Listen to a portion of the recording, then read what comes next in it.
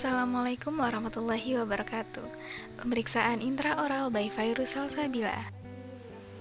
Pagi. Nah, hari ini karena Bu Rahma kemarin sudah melaksanakan pemeriksaan ekstraoral, sekarang kita lanjutkan pemeriksaan intraoralnya ya. Dan pemeriksaan intraoral itu jadi di sini adalah pemeriksaan objektif yang saya lihat di rongga mulutnya Mbak Rahma.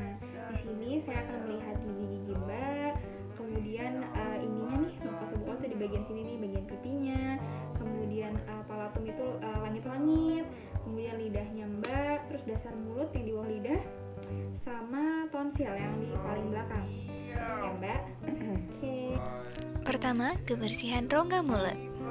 Dalam penilaian Oral Hygiene Index Simplified, kita perlu melakukan pemeriksaan debris dan kalkulus. Kali ini gigi yang akan diperiksa ada 6 gigi, yaitu 16 dan 26 permukaan bukal, 11 permukaan labial, 36 dan 46 permukaan lingual, dan gigi 31 permukaan labial.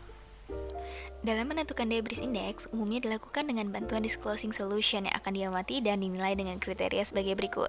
0. Tidak ada debris yang terlihat. 1. Untuk debris menutupi sepertiga servikal gigi. 2. Debris menutupi lebih dari sepertiga tapi kurang dari 2/3 permukaan gigi. Dan 3. Debris menutupi lebih dari 2/3 atau seluruh permukaan gigi. Kemudian, debris index dihitung berdasarkan jumlah gigi yang diperiksa. Selanjutnya, penilaian pada kalkulus indeks. 0 untuk tidak ada kalkulus. 1 untuk permukaan gigi yang terlihat ada kalkulus supragingival menutupi permukaan gigi kurang dari sepertiga permukaan gigi.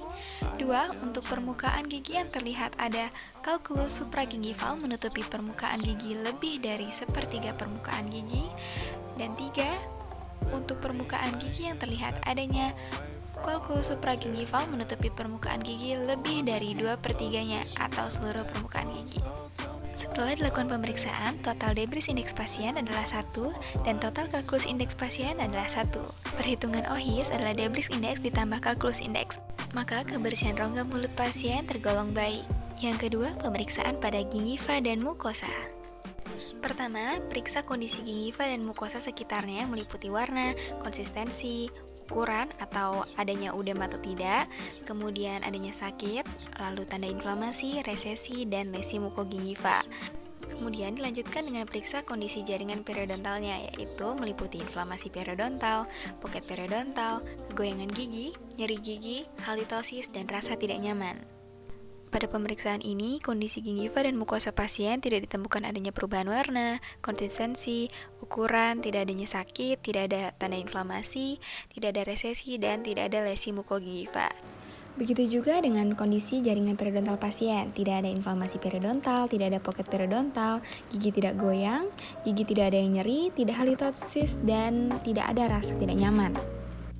Yang ketiga, pemeriksaan frenulum. Pemeriksaan frenulum ini dilakukan untuk mengetahui perlekatan pada margina gingiva serta ketebalannya.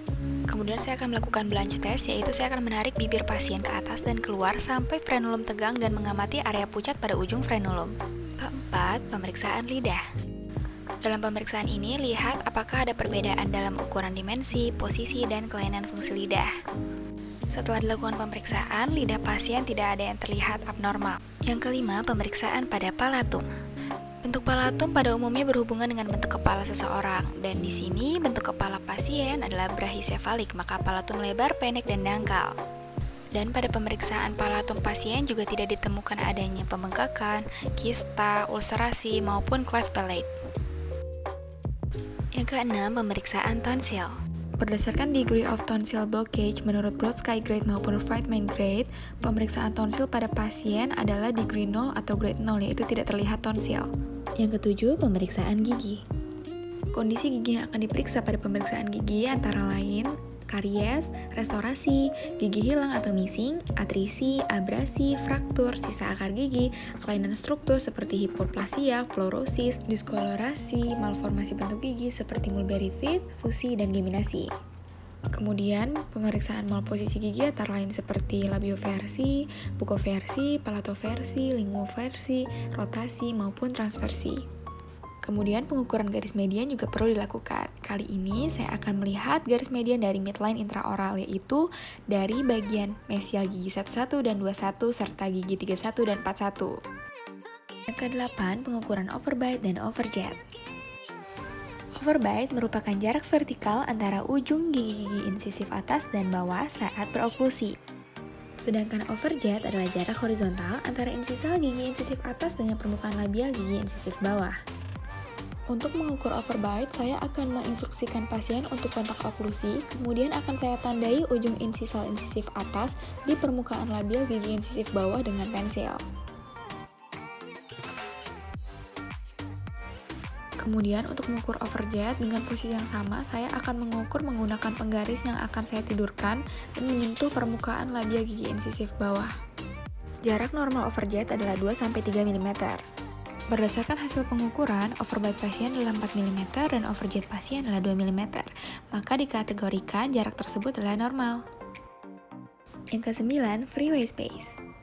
Apa itu freeway space? Freeway space adalah jarak interoklusal pada saat manibula dalam posisi istirahat, yang merupakan selisih antara relasi vertikal istirahat dan relasi vertikal oklusi. Saat ini saya akan mengukur freeway space menggunakan prosedur langsung ekstraoral, yaitu pada bidang mid sagittal yang dibuat 2 titik, satu di hidung dan satu lagi di dagu. Jarak kedua titik tersebut saya ukur pada saat posisi istirahat. Setelah mengukur jarak kedua titik tersebut pada waktu posisi istirahat, kemudian sekarang saya akan mengukur kembali jarak tersebut pada saat keadaan gigi oklusi. Berdasarkan hasil pengukuran, posisi istirahat fisiologis pasien adalah 8 cm, relasi vertikal oklusi pasien adalah 7,7 cm, dan selisih dari kedua jarak tersebut atau jarak freeway space-nya adalah 3 mm, dan jarak tersebut dapat dikategorikan normal. Yang ke-10, path of closure.